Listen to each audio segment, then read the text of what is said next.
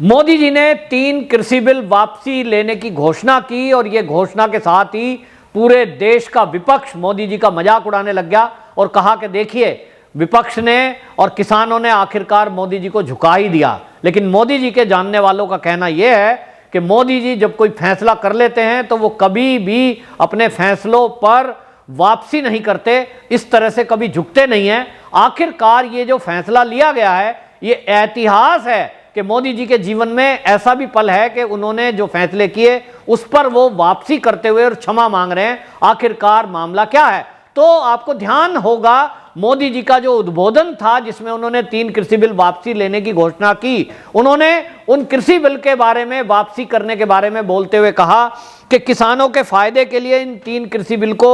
लाया गया था, लेकिन देश की सुरक्षा के लिए इनको वापस लिया जा रहा है। ये जो एक वाक्य है मोदी जी के द्वारा बोला गया कि देश की सुरक्षा के लिए इनको वापसी लिया जा रहा है, इसके बाद कुछ लोगों ने यह जानने की कोशिश की कि आखिरकार ऐसा देश के ऊपर क्या विपत्ति आ सकती है। तो आपको बताएं, अभी हाल ही में अमेरिका ने एक एडवाइजरी जारी की अपने नागरिकों के लिए और उन्होंने कहा उस एडवाइजरी में कि अमेरिकी नागरिकों को यह सलाह दी जाती है कि वो जम्मू कश्मीर में बॉर्डर एरिया में जाने से बचें क्योंकि युद्ध हो सकता है। यह घोषणा ऐसे समय में की गई है क्योंकि पाकिस्तान के अंदर तख्ता पलट की खबरें आ रही हैं। इमरान खान को किसी भी दिन पद से हटाया जा सकता है और सेना वहां कब्जा कर सकती है, और जब भी कभी सेना कब्जा करती है तो डायरेक्ट वो वहां आजाद होती है कुछ भी करने के लिए, और पाकिस्तान के पास और कुछ नहीं है सिवा भारत के ऊपर आक्रमण करने के, क्योंकि वहां सबसे ज्यादा मुद्दा यही रहता है। दूसरी तरफ हमने देखा है कि पिछले कुछ दिनों में चीन जिस तरह से लद्दाख एरिया में अपनी सेना को बढ़ा रहा है, जिस तरह से अरुणाचल प्रदेश बॉर्डर पर उसने अपनी सेना को जमावड़ा किया, इसी तरह अभी हाल ही में घटना का खुलासा हुआ कि भूटान के अंदर जहां भारत से लगती हुई सीमा है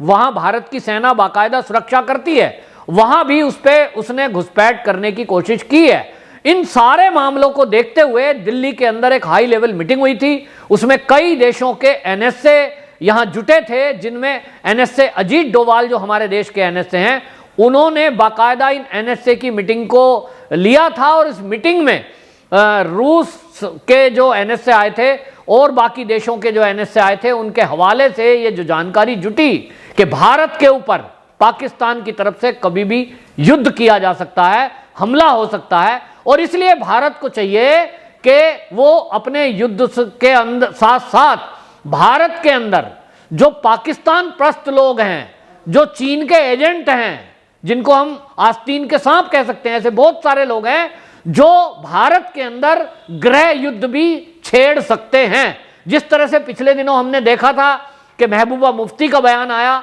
और महबूबा मुफ्ती ने एक बयान दिया था कि धारा 370 यदि कश्मीर से हटाई तो कोई तिरंगा उठाने वाला नहीं बचेगा। इसी तरह ममता बनर्जी का एक बयान आया था सीएए के विरोध के दिनों में, उन्होंने कहा था कि यदि सीएए को इंप्लीमेंट किया गया जबरदस्ती तो देश में गृह युद्ध हो जाएगा। और उसी तरह के लोग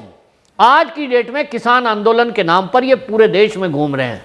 और ये जो माहौल खराब करने की कोशिश की जा रही है, ये किसान बिल के नाम पर किसानों को झूठ बोलकर कि आपकी जमीनें चली जाएंगी, आप जो उद्योगपति हैं वो आपकी जमीनों पे कब्जा कर लेंगे, आपकी फसल पर कब्जा कर लेंगे। तो कुछ भोले भाले और अनपढ़ लोग जिन्होंने, बल्कि मैं तो कहूंगा पढ़े लिखे लोगों ने भी 3 कृषि बिल के बारे में जानकारी नहीं है, लेकिन उन्होंने सोचा कि अगर राहुल गांधी बोल रहे हैं, यदि अखिलेश यादव बोल रहे हैं, तो शायद ऐसा ही होता होगा कि हमारी जमीन अभी अडानी अंबानी ले लेंगे। इन लोगों ने इतना झूठ जो फैलाया उसके कारण ये मूवमेंट पूरी चलाई, लेकिन चाल इसके पीछे ये थी कि जैसे ही पाकिस्तान हमला करेगा, क्योंकि मोदी सरकार ने सदन के अंदर बाकायदा गृह मंत्री अमित शाह ने घोषणा की है कि पीओके भारत का अभिन्न अंग है, भारत उसको लेके रहेगा। और अभी हाल ही में यूएन की 2 मीटिंग के अंदर जब भी कश्मीर का मुद्दा पाकिस्तान ने उठाया, पाकिस्तान के स्थायी सदस्य के तौर पर जो भी वहां हमारा प्रतिनिधि था, उन भारत के प्रतिनिधि ने बाकायदा इस बात को रिपीट किया कि पाकिस्तान ने पीओके पर अवैध कब्जा किया हुआ है, पाकिस्तान उसको तत्काल खाली करे। इस लहजे से, इस वर्ड से पाकिस्तान में बेचैनी बढ़ गई, और बेचैनी बढ़ी चीन की भी, चीन को लगता है कि उसका जो सीपैक योजना है वो पीओके से होकर गुजरती है, अरबों रुपया उसमें इन्वेस्ट हो चुका है, दुनिया को कब्जा करने की नीयत से वो सीपैक बना रहा है। लेकिन अगर पीओके पाकिस्तान के हाथ से चला जाता है तो चीन की भी सीपैक योजना को करारा झटका लगेगा, वो उस योजना को चला नहीं सकता। और इसलिए चीन ने पाकिस्तान को आगे करके यह तय किया कि वो भारत पे हमला करे और पीओके को एक बार पूरी तरह और कश्मीर को कब्जाने की नीयत से हमला किया जाए। इस सबके मद्देनजर मोदी जी ने गंभीरता से इस बात को समझा, एनएसए के साथ बैठ के मीटिंग हुई और हाई लेवल मीटिंग में यह भी खुलासा हुआ, क्योंकि हमारे भारत की जो एनआईए है वो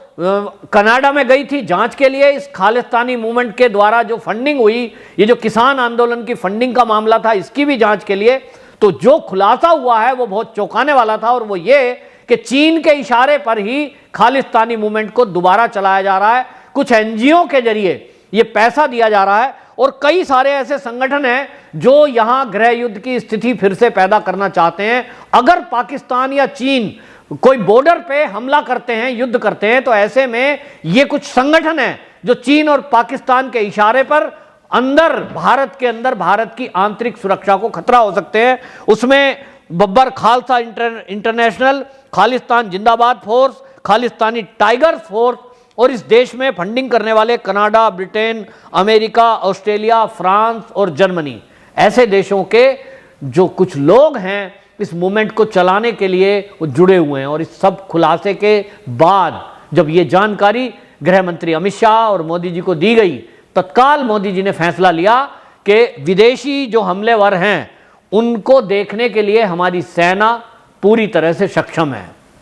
जो साजो सामान हमारी सेना को चाहिए वो मोदी सरकार ने ला के दिए हैं, चाहे वो राफेल हो, चाहे वो S-400 आ रहा है, चाहे वो हमारे पास मिसाइल हैं, एक से एक अत्याधुनिक राइफलें हैं, वो सारा साजो सामान सेना के लिए जुटाया गया जो एक देश को विजय करने के लिए और देश की सुरक्षा की मजबूती के लिए आवश्यक है। हमने देखा बॉर्डर एरिया में जिस तरह से सड़कों का निर्माण हुआ है,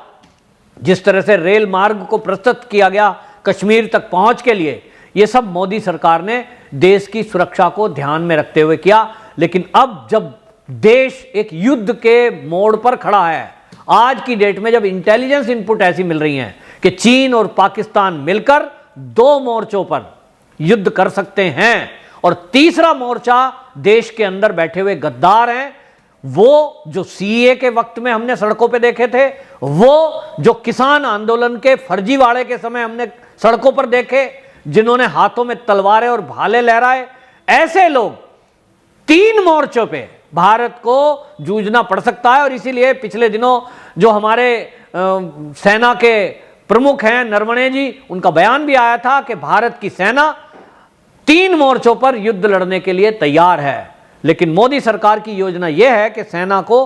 बॉर्डर एरिया में पाकिस्तान और चीन को छक्के छुड़ाने के लिए छोड़ दिया जाए, तो भारत की अंदरूनी सुरक्षा को मजबूत करने के लिए जो भी इस टाइप के गद्दार हैं उनसे निपटने के लिए, भारत की आंतरिक व्यवस्था को मजबूत करने के लिए किसी को भी वो अवसर ना दिया जाए जिसमें एक अवसर था किसान आंदोलन। क्योंकि ये जो किसान आंदोलन के नाम पर झूठ बोलकर गांव-गांव में किसानों को भड़काने का काम कर रहे थे, ऐसे लोगों को एक्सपोज करना जरूरी था और इस आंदोलन को खत्म करना बड़ा जरूरी था। क्योंकि अगर दिल्ली की सड़कों पर या देश की सड़कों पर इस तरह से कोई आंदोलनकारी बैठे रहेंगे जिनके इरादे ये हैं कि वो पुलिस से उलझें, जनता से उलझें, कत्लेआम मचाएं, तो ऐसे में मोदी सरकार ने, मोदी जी ने ये जो फैसला लिया है, ये देश की सुरक्षा के लिए बहुत जरूरी था। और आपको ये भी बताऊं कि इसके साथ साथ देश की सुरक्षा में जो आड़े आ रहे हैं, अभी आपने देखा कि महबूबा मुफ्ती को नजरबंद किया गया है। इस तरह से आने वाले दिनों में अगर कोई नेता, चाहे वो किसान नेता हो चाहे वो कोई भी हो, ये सरकार ने तय किया है कि देश की सुरक्षा से यदि कोई नेता खिलवाड़ करने की कोशिश करेगा तो उसका हाल वही होगा जो महबूबा मुफ्ती का है, या उससे भी अधिक उसको सरकार सख्ती से उससे निपटेगी। बहरहाल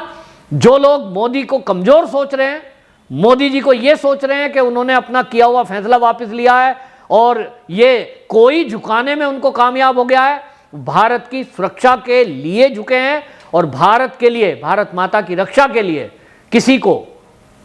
यदि कोई कड़े से कड़ा कदम भी उठाना पड़ेगा, उसमें से एक मोदी जी होंगे। वंदे मातरम।